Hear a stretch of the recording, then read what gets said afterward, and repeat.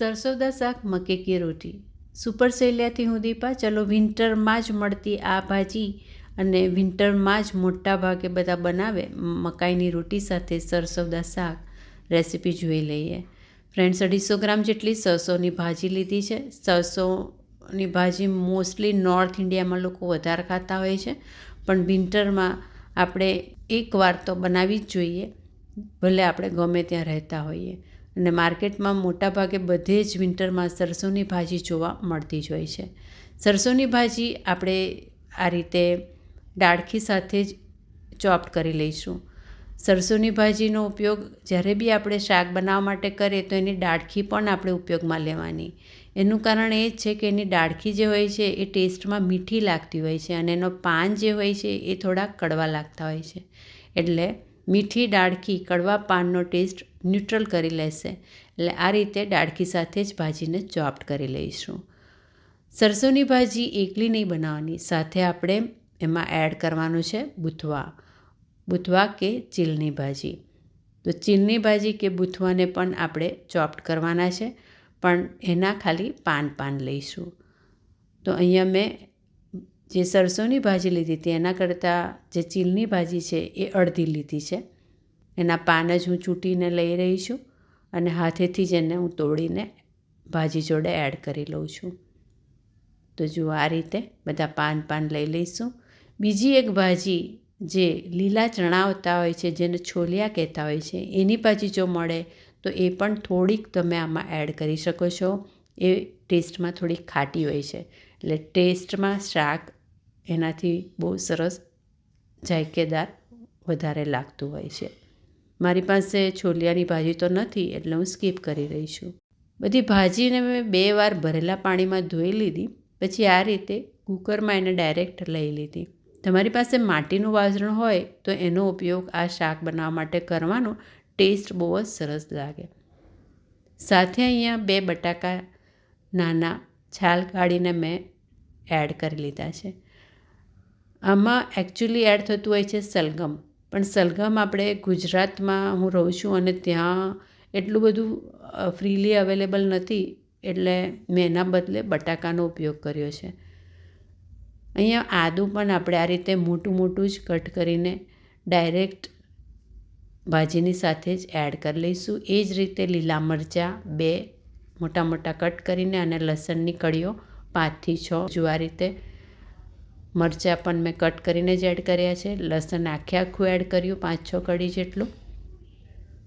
હવે બધું ઢાંકી દઈશું. ભાજીના પાણીથી જ બધું એ ચડવા માંડશે. આ રીતે બધું સાથે જ ચડવા માટે મૂકી દેવાનું છે. તમે જોઈ શકો છો થોડી વાર પછી આપણે ખોલીને જોયું તો બધું ચડી ગયું છે. હવે આપણે સ્મેશ કરવાનું છે. કૂક થાય એની સાથે જ આપણે સ્મેશ કરતા જવાનું. જો તમે માટીના વાસણમાં બનાવતા હોય તો આપણી પાસે જે લાકડાની વલોણી હોય એનાથી આ રીતે સ્મેશ કરતા જવાનું.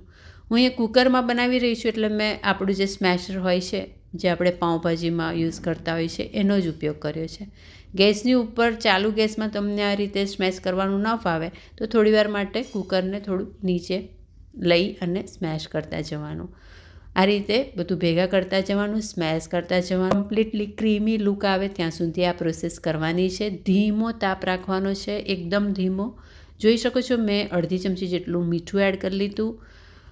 આ રીતે ભાજી થોડી ઓસી જાય પછી મીઠું એડ કરવાનું, એટલે વધારે મીઠું ન થઈ જાય. એક્ઝેક્ટ ક્વોન્ટિટી કેટલી એડ કરવાની છે એનો આઈડિયા આવે. મેં હળદર એડ કરી લીધી 5 ચમચી જેટલી અને અડધી ચમચી જેટલું લાલ મરચું એડ કરી લીધું.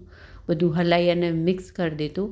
હજી આપણે એને ચડવા દેવાનું છે, એટલે જરૂર લાગે તો ગરમ પાણી 1 કપ જેટલું એડ કરી લેવાનું અને ઢાંકીને ચડવા દેવાનું છે. એકદમ સરસ ક્રીમી લુક આવી જાય અને એકદમ લચકાદાર થઈ જાય ત્યાં સુધી ધીમા તાપે ચડવા દેવાનું.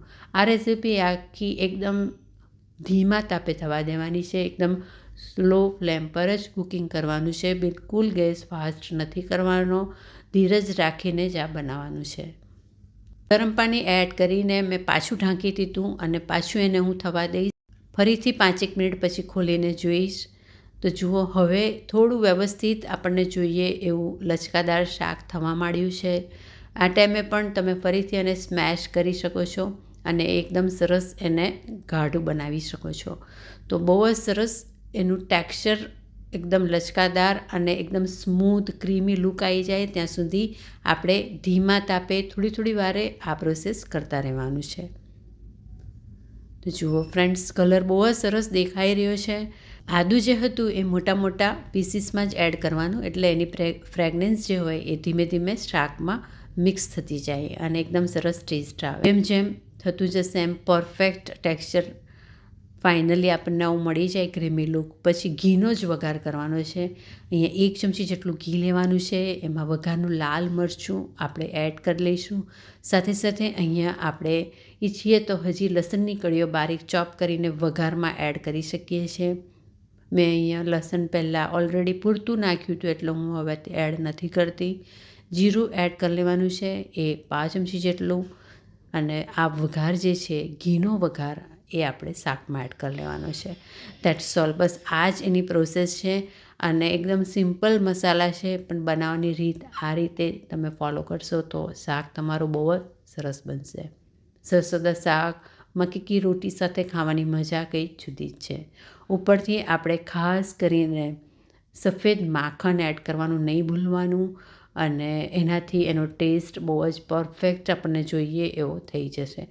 તો ફ્રેન્ડ્સ, રેસીપી જરૂરથી ટ્રાય કરજો. જોતા રહેજો સુપર સહેલિયા. આજે આની સાથે મેં મકઈની રોટલી પણ બનાવી હતી. મક્કી કી રોટી, સરસો કા શાક, પરફેક્ટ કોમ્બિનેશન. આ વિન્ટરમાં તમે આ રેસીપી ચોક્કસથી ટ્રાય કરવાનું ભૂલશો નહીં. જોતા રહેજો સુપર સહેલિયા. ફરી મળીશું નવી રેસીપી, નવી સહેલી સાથે. ચેનલને હજુ સુધી સબસ્ક્રાઈબ ન કરી હોય તો સબસ્ક્રાઈબ કરવાનું ભૂલતા નહીં. Thank you.